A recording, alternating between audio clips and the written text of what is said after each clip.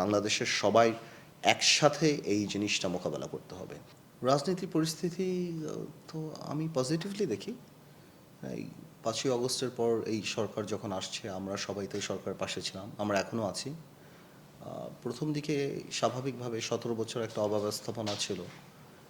তারপর যখন এই সরকার আসলো, তারপর প্রথমে আমাদের সাথেও একটু গ্যাপ ছিল, বাট লাস্ট 2 মান্থস আলহামদুলিল্লাহ সরকার আমাদের সাথে যোগাযোগ করে এবং প্রত্যেক যে কোনো বিষয়ে আমাদের পরামর্শ নেয়। এবং আমি মনে করি এখন নির্বাচনমুখী সংস্কারগুলি হওয়ার পরে আমরা একটা ইলেকশনের জন্য অপেক্ষা করতে পারি।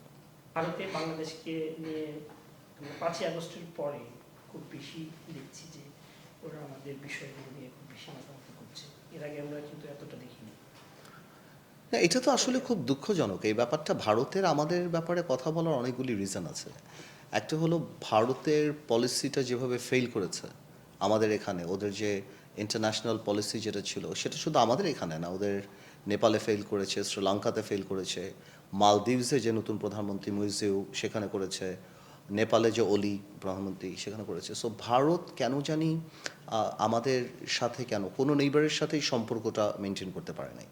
আর আমাদের সাথে ব্যাপারটা ছিল যেটা হলো ভারত পিপল টু পিপল কানেকশনটা করতে পারেনি। গত 3টা টার্ম ভারত আওয়ামী লীগের মতো একটা আনপপুলার স্বৈরাচারী সরকারকে যেভাবে সাপোর্ট করেছে, একদম খোলাখুলিভাবে সাপোর্ট করেছে, তো আস্তে আস্তে বাংলাদেশের মানুষের মন থেকে ভারতের এই এই ইন্টারফারেন্সটার কারণে মানুষের মন থেকে ভারত উঠে গিয়েছে। এবং ভারত তার ইন্টারন্যাশনাল পলিসিটা ফেল করার কারণে ভারত তার লোকাল পলিটিক্সে, যেটাকে আমরা বলি কুকি পয়েন্ট, এটার জন্য ভারত ধর্মটাকে ব্যবহার করছে, রিলিজন কার্ড। ভারত প্রমাণ করার চেষ্টা করছে যে বাংলাদেশে হিন্দুরা খুব ডিফিকাল্ট সিচুয়েশনে আছেন এবং ভারত এদেরকে সাপোর্ট করছেন, যার কারণে ভারতে অবস্থিত যারা হিন্দু আছেন তাদের মধ্যে তাদের একটা অবস্থান দাঁড়াবে। তো এটা তো এই ভারত সরকারের রিলিজিয়ন নিয়ে পলিটিক্স করাটা তো প্রথম থেকেই ছিল। কারণ আমার অবাক লাগে যে মমতা ব্যানার্জিও এই ট্র্যাপে পড়ে গিয়েছে, যে ওই হিন্দুদের ভোট পাওয়ার জন্য যেমন একটা ভাবে, জন্য ভারতের কিছু মিডিয়া আপনি দেখবেন যে যাচ্ছে তাই নিউজ করছে, অ্যাজ ই বাংলাদেশে মনে হয় এমন একটা ঘটনা ঘটছে যে একটা রায়ট লেগে যাচ্ছে।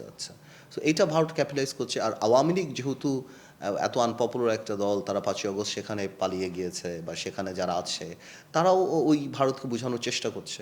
আসলে ভারতের আন্তর্জাতিক পলিটিক্যাল ফেইলিয়ার, ইন্টারন্যাশনাল রিলেশনশিপ যে ফেইলিয়ারটা আছে ওইটাকে জাস্টিফাই করার জন্যই ভারত এই কাজটা করছে, আর কিছুই না। আর ভারতের উচিত ছিল তাদের যে গুজরাল ডক্ট্রিন ছিল 1991-90s দিকে, যে নেইবারদের কোনো ব্যাপারে আমরা ইন্টারফেয়ার করব না এবং আমরা তাদেরকে সাহায্য করব যতখানি দরকার, এবং ওই ডক্ট্রিনেই তাদের যদি ফেরত যাওয়া যেত তাহলে আমি মনে করি যে ভারতের জন্য এটা বেটার ছিল। কিন্তু আমরা তো আসলে আমাদের এই দেশে যে কোনো ব্যাপারেই আমরা তো ওই স্বাতন্ত্র্য বা আমাদের জাতীয়তাবাদী যেই আমাদের মনোভাবটা, এইটাকে আমরা প্রচণ্ড রেসপেক্ট করি। At the same time, we respect our neighbors. So I think Bharat, India should realize now that they should have a relationship with the people of the country. যেটা আজকে দেখলাম, গতকালকেও দেখলাম তারেক রহমান সাহেবের ফেসবুকে, যেটা খুব কারেক্টলি সেই যে আপনার যে আমাদের ধৈর্য ধরতে হবে এবং এটা একটা ট্র্যাপ, এটা বুঝতে হবে এবং বাংলাদেশের সবাই একসাথে এই জিনিসটা মোকাবেলা করতে হবে। এবং যেটা ফলশ্রুতিতে আপনি দেখবেন যে একজন উকিলকে যে মেরে ফেলা হলো, এই আপনার ওই ইস্কনের যে যে যে এক্সট্রিমিস্ট গ্রুপ যারা, তারা যে মেরে ফেললো, সত্যি কথা বলতে আমরা কিন্তু খুব ম্যাচিওরড ওয়েতে এটা হ্যান্ডেল করেছি। সারা বাংলাদেশের মানুষ এটাকে যেভাবে হ্যান্ডেল করেছে, কারণ আমরা সবাই জানি এটা আওয়ামী ট্র্যাপ, এটা আওয়ামী লীগ ওপারে বসে বসে আমাদের দেশকে আনসেটেল করার একটা চেষ্টা করছে।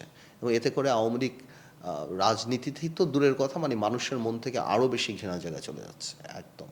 সো এটাকে ভারতেরও কিছু উইংকে তারা সাথে নিয়ে নিচ্ছে।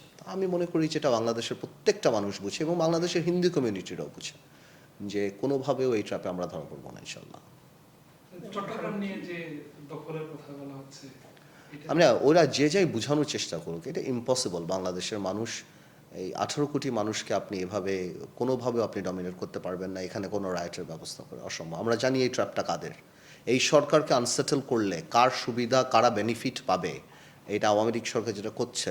আওয়ামী লীগের রাজনীতিতে ফিরে আসা উচিত, এসব নোংরামি না করে, দেশের বিরুদ্ধে অনেক করেছে, এগুলি না করে আমি মনে করি এখন উচিত বসে রাজনীতিতে যদি আদৌ পারে কোনোভাবে ফেরত আসা, এইসব ষড়যন্ত্র এবারে বসে বসে এই লক্ষ কোটি টাকা চুরির টাকা খরচ করে সবাই আওয়ামী লীগের লোকরা এই দেশে অরাজকতা করার কোনো দরকার, মানে এটা ঠিক না, আমাদের জন্য এটা ঠিক না।